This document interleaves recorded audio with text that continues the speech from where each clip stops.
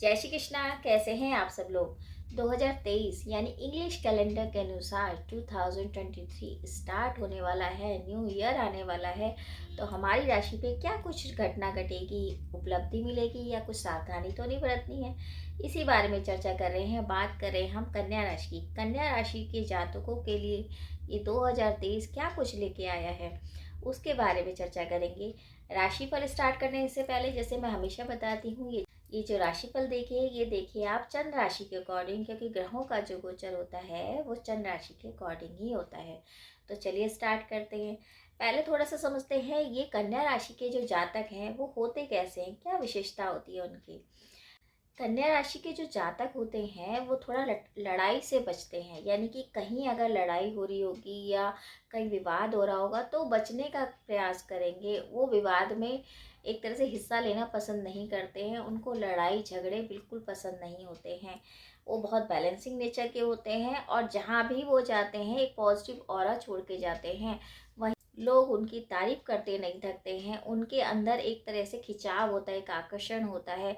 वो जल्दी लोगों में घुल मिल जाते हैं। उन पिता से उनके संबंध बहुत अच्छे होते हैं और जैसे जैसे उम्र बढ़ती है वैसे वैसे पिता से उनकी घनिष्ठता बढ़ जाती है, यानी पिता से उनके मधुर संबंध हमेशा रहते हैं और उनसे लगाव भी होता है।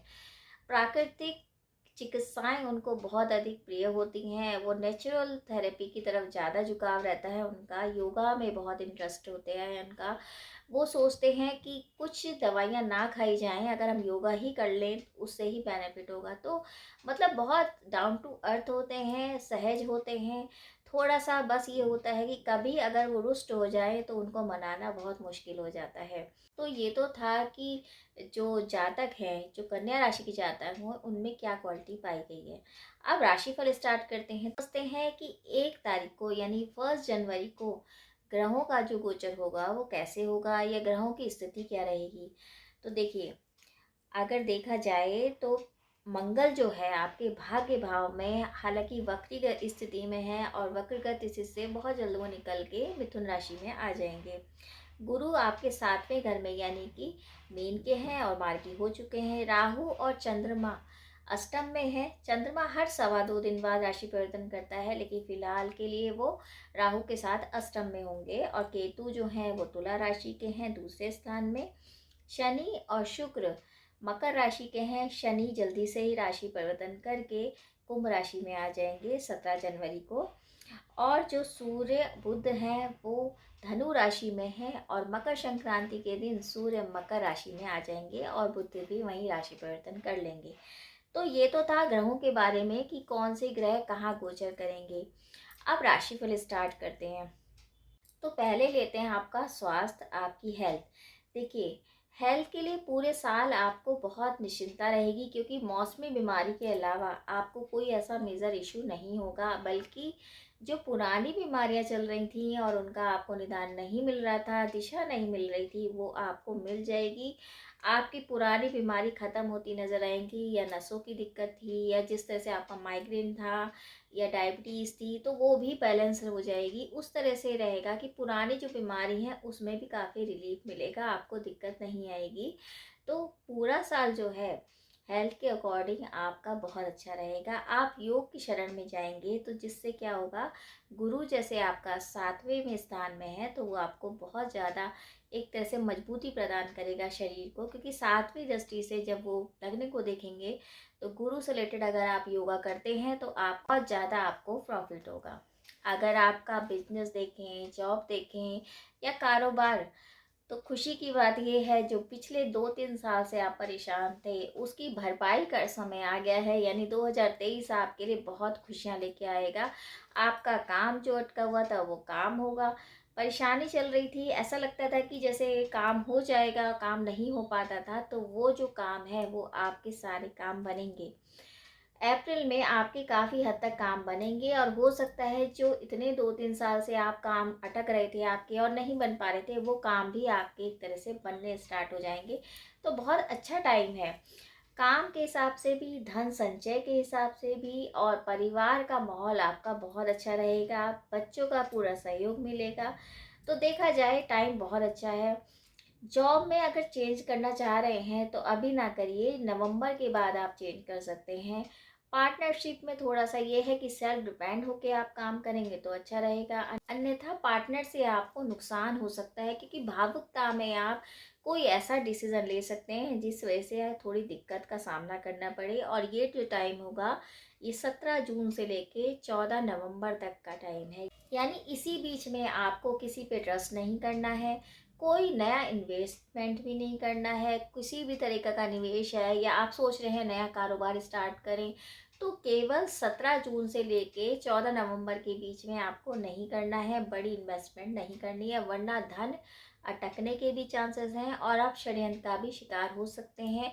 क्योंकि भावुकता में बहकर आप हो सकता है किसी की हेल्प करें तो वो धन आपका अटक सकता है, इतना थोड़ा-सा आपको ध्यान रखना है।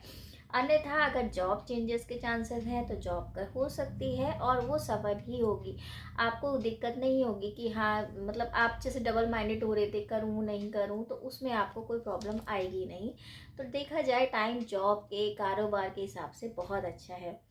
लव लाइफ की बात करें तो थोड़ा-सा निराशा भरा टाइम रहेगा। पंचम भाव देखा जाता है और पंचम भाव में शनि विराजित हैं, और जो कि 17 जनवरी को राशि परिवर्तन करके कुंभ राशि में आ जाएंगे। तो प्रेम विवाह में थोड़ा नीरसता आ सकती है, ब्रेकअप होने के चांसेस है, तो उसमें कोई नयापन नहीं रहेगा। तो हो सकता है लाइफ पार्टनर आपका नहीं बन पाए, लव पार्टनर यानी लव मैरिज के चांसेस कम होंगे।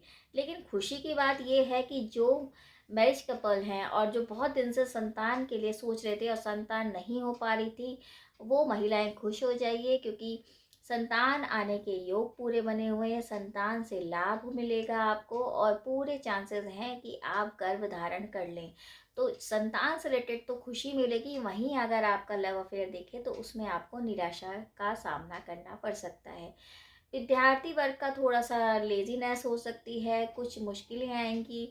तो 17 अप्रैल तक अगर आप कोई डॉक्यूमेंट साइन करते हैं या एजुकेशन से रिलेटेड आप चाह रहे हैं, कहीं जाना चाह रहे हैं, तो हो सकता है। लेकिन उसके बाद दिक्कतें आएँगी दिसंबर तक। तो अपने इम्पॉर्टेंट कोर्स जो हैं या कोई डॉक्यूमेंट हैं, वो 17 अप्रैल से पहले-पहले आप कर लेंगे तो बहुत अच्छा रहेगा। अन्यथा दिक्कत का सामना करना पड़ेगा, थोड़ा आलस आएगा। तो उसके लिए आप मेडिटेशन करिए, शनि से रिलेटेड आप उपाय करेंगे तो बहुत अच्छा रहेगा, क्योंकि शनि पंचम भाव में स्थित हैं, तो थोड़ा आलस दे देते हैं कि कल कर लेंगे, परसों कर लेंगे। इस तरह का आपको थोड़ा रुझान उधर की तरफ हो जाएगा कि हाँ, हम बाद में कर लेंगे काम। और ऐसे काम नहीं चलेगा, आपको एजुकेशन में दिक्कत भी आ सकती है। अगर मैरिज कपल की बात करें, जैसे मैंने कहा संतान के योग बने हैं, तो लेकिन तब भी संतान के योग बनने के बाद भी आप दोनों में खटपट हो सकती है। या तो आपका पार्टनर जिम्मेदारी ले नहीं पा रहा है या जिम्मेदारी का अभाव उनमें रहेगा। जिम्मेदारी एक दूसरे की जो है आप समझ ही नहीं पा रहे हैं। थोड़ी खुशी आएगी, लेकिन वहीं आप एक दूसरे से इसलिए परेशान होंगे कि कोई रिस्पॉन्सिबिलिटी लेने को तैयार ही नहीं होगा। तो थोड़ा बैठ के बैलेंस बना के चलेंगे तो अच्छा रहेगा, अन्यथा दिक्कत आएगी। बस इतनी सी बात है कि आप एक दूसरे को समझ नहीं पा रहे हैं, बैठ नहीं पा रहे हैं एक दूसरे के साथ, और समय नहीं दे पा रहे हैं काम के लोड के कारण। तो अगर आप इस चीज़ को बैलेंस करते हैं तो बहुत अच्छा रहेगा। तो देखा जाए तो आपको थोड़ी-थोड़ी बात का ध्यान रखना है। बदलाव का समय है, ये 2023 काफ़ी लाइफ में बदलाव लेके आएगा। अगर आप कुछ योजना कर रहे हैं कहीं जाने की, तो वो भी फुलफ़िल हो सकती है। यानी कि फैमिली के साथ आप कहीं पर्यटन स्थल पर भी जा सकते हैं और अच्छा टाइम व्यतीत भी करेंगे। बस थोड़ा-सा ध्यान ये रखना है, किसी भी डॉक्यूमेंट को आपको पढ़ के साइन करना है, अन्यथा दिक्कत हो जाएगी, षड्यंत्र का आप शिकार हो जाएँगे। थोड़ा भावुकता से हट के अगर आप प्रैक्टिकल होके काम करेंगे तो बहुत अच्छा रहेगा। तो ये तो था 2023 के बारे में कि क्या-क्या सावधानी बरतनी है, कैसे आपको ध्यान रखना है। अब हम महीनों के अकॉर्डिंग चलते हैं कि जनवरी से लेके दिसंबर तक का हमें क्या उपलब्धि मिलेगी और कौन-सा महीना क्या ख़ास कुछ लेके आया है। तो चलिए स्टार्ट करते हैं, जनवरी से लेके दिसंबर तक क्या-क्या हमें चीज़ों का ध्यान रखना है और क्या उपलब्धि हमको मिलेगी। तो जनवरी से स्टार्ट करते हैं। बिज़नेस में कोई बदलाव हो सकता है, स्थिति मजबूत होगी और जो धन का है वो आने का पूरा चांसेस है। यानी धन से रिलेटेड आपको जो दिक्कत चल रही थी वो दूर होगी। कार्य क्षेत्र का विस्तार होगा। कार्य में जो आपके पुराने कार्य रुक रहे थे वो काम भी आपके पूरे होंगे। और जो है एक तरह से बिगड़े हुए काम थे आपके, जो आपको लग रहा था 2-3 साल से बन ही नहीं पा रहे थे, वो भी काम आपके जनवरी के महीने में संपन्न होंगे। फरवरी में देखा जाए तो आपके जो बिगड़े काम थे वो तो बनेंगे, जैसे जनवरी में बन जाएंगे, लेकिन उसके साथ साथ मिले जुले परिणाम मिलेंगे आपको। मतलब हो सकता है कि कुछ प्रॉफिट आए या कुछ आपका लॉस में चला जाए, तो अप डाउन की सिचुएशन रहेगी, लेकिन स्वास्थ्य आपका बहुत अच्छा रहेगा। आपके अंदर एक जज्बा होगा कि थोड़ा सा आप एक तरह से आशावादी हो जाएंगे, काम आपके बनेंगे।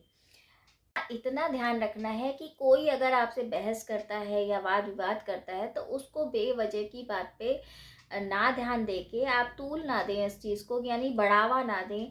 क्योंकि अगर इस तरह से आप बढ़ावा देंगे तो वो लंबी लड़ाई चल सकती है। तो अगर इस तरह का फरवरी में होता है कि कोई वाद विवाद की संभावना बढ़ती है, तो आप वहाँ से हट जाइए या फिर किसी भी तरीके से ध्यान ना देंगे तो अच्छा रहेगा, वरना दिक्कत आ सकती है।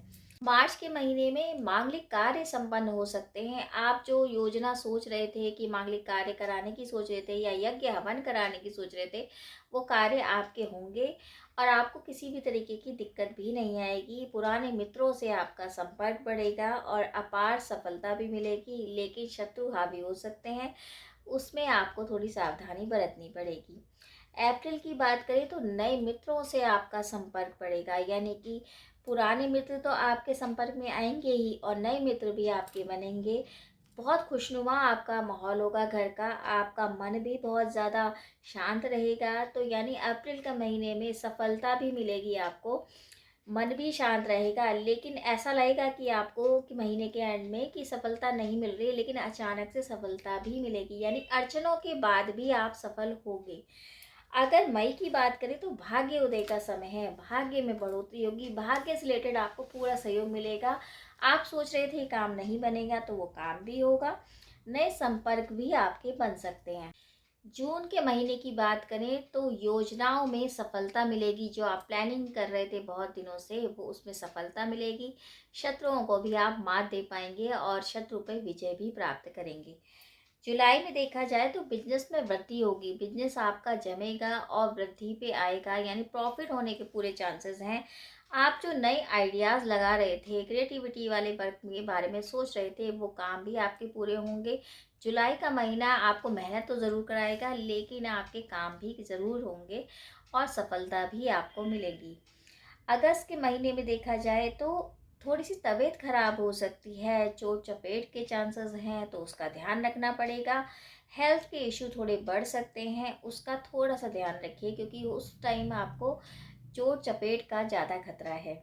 सितंबर में उत्साह बढ़ेगा आपका, मानसिक तनाव तो ज़रूर रहेगा, लेकिन कंपटीशन में आपकी सफलता मिलेगी। किसी भी तरीके का आप योजना कर रहे हैं तो उसमें सफलता मिलेगी, लेकिन मानसिक तनाव आपका हो सकता है, परिवार की तरफ से थोड़ा सा प्रॉब्लम हो सकती है, उस बात का ध्यान रखिए। अक्टूबर में देखा जाए तो रिस्पॉन्सिबिलिटीज़ बढ़ेंगी, आपकी जिम्मेदारी जब बढ़ेंगी तो हो सकता है स्ट्रेस लेवल बढ़ जाए। अन्यथा आप रिस्पॉन्सिबिलिटी तो वैसे ही आप बहुत अच्छे से निभाते हैं। यात्राओं की योग है तो यात्रा में हल्का सा तबीयत खराब होने के चांसेस हैं।